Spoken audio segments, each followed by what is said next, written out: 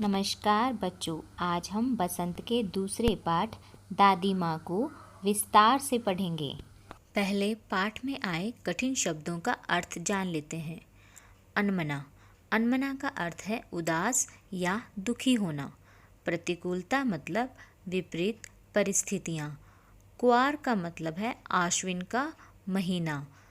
श्रावण और भाद्र के बाद में यानी बारिश के बाद में जो महीना आता है जिसमें तेज़ धूप आती है वह महीना कुआर का होता है।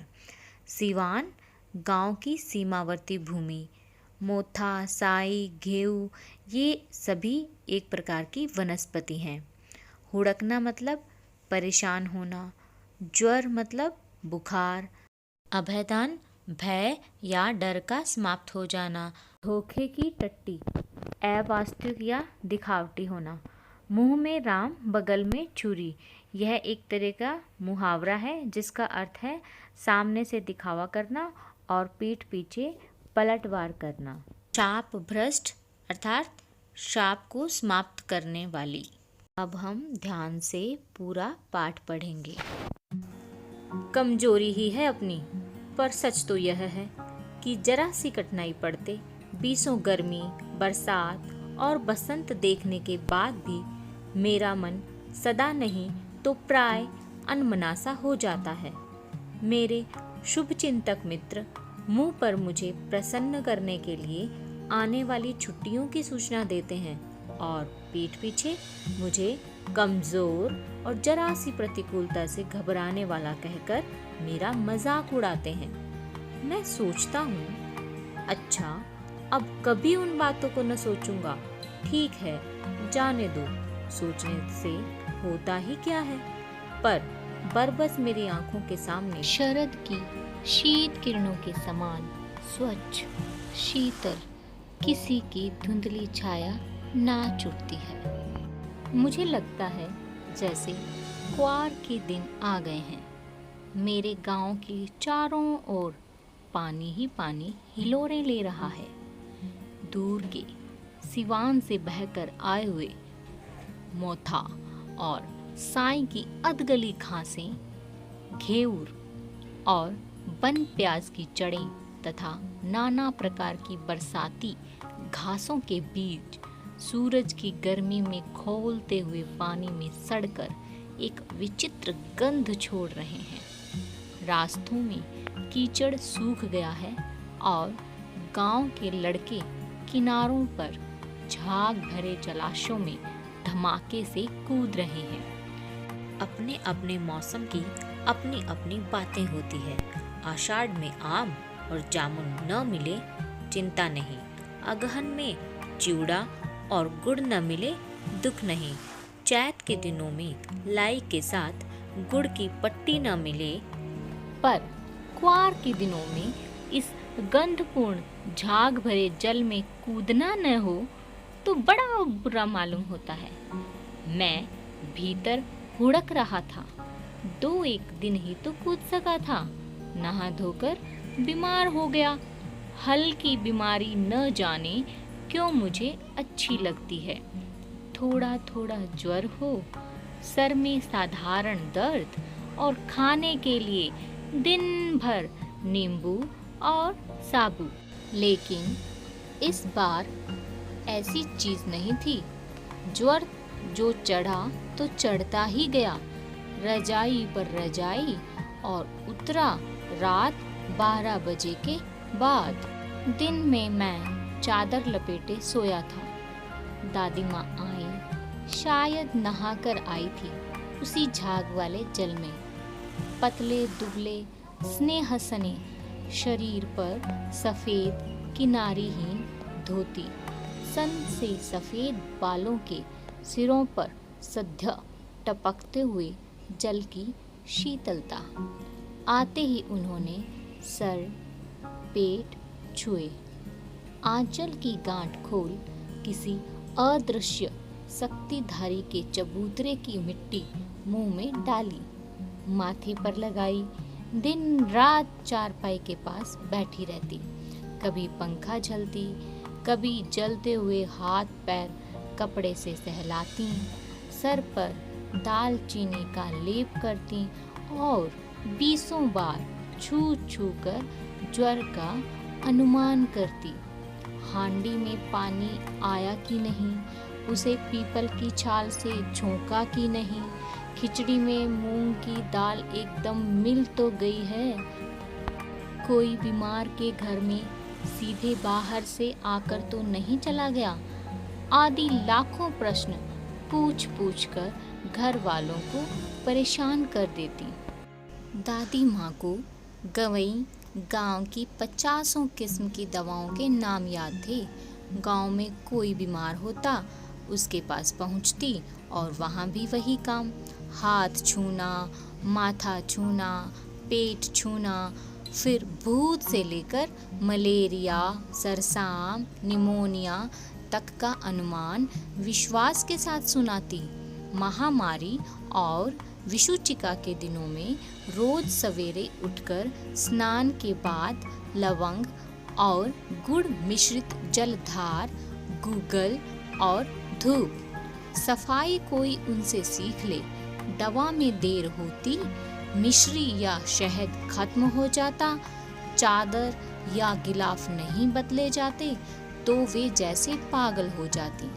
बुखार तो मुझे अब भी आता है, नौकर पानी दे जाता है, मैस महाराज अपने मन से पकाकर खिचड़ी या साबू, डॉक्टर साहब आकर नाड़ी देख जाते हैं और कुनैन मिक्सचर की शीशी की तिताई के डर से बुखार भाग भी जाता है। पर न जाने क्यों ऐसे बुखार को बुलाने का जी नहीं होता। किशन भैया की शादी ठीक हुई। दादी माँ के उत्साह और आनंद का क्या कहना। दिन भर गायब रहती, सारा घर जैसे उन्होंने सर पर उठा लिया हो। पड़ोसी ने आती, बहुत बुलाने पर दादी माँ आती। बहन बुरा न मानना, कार परोजन का घर ठहरा, एक काम अपने हाथ से न करूं तो होने वाला नहीं। जानने को यूं सभी जानते थे कि दादी माँ कुछ करती नहीं, पर किसी काम में उनकी अनुपस्थिति वस्तुतः विलंब का कारण बन जाती। उन्हीं दिनों की बात है। एक दिन दोपहर को मैं घर लौटा। बाहरी निकसार में दादी माँ किसी पर बिगड़ रही थी। देखा, पास के कोने में दुबकी रामी की चाची खड़ी है। सो न होगा धन्नो, रुपए मैं सूद के आज दे दे।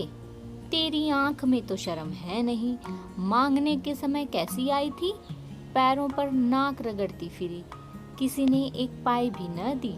अब लगी है आजकल करने, फसल में दूंगी, फसल में दूंगी। अब क्या तेरी खातिर दूसरी फसल कटेगी? दूंगी मालकिन। रामी की चाची रोती हुई दोनों हाथों से आंचल पकड़े दादी माँ के पैरों की ओर झुकी। बिटिया की शादी है, आप न दया करेंगे तो उस बेचारी का निस्तार कैसे होगा? हट हट, अभी नहा के आई हूँ। दादी माँ पीछे हट गईं। जाने दो दादी, मैंने इस अप्रिय प्रसंग को हटाने की गरज से कहा। बेचारी गरीब है, दे देगी कभी। चल चल, चला है समझाने।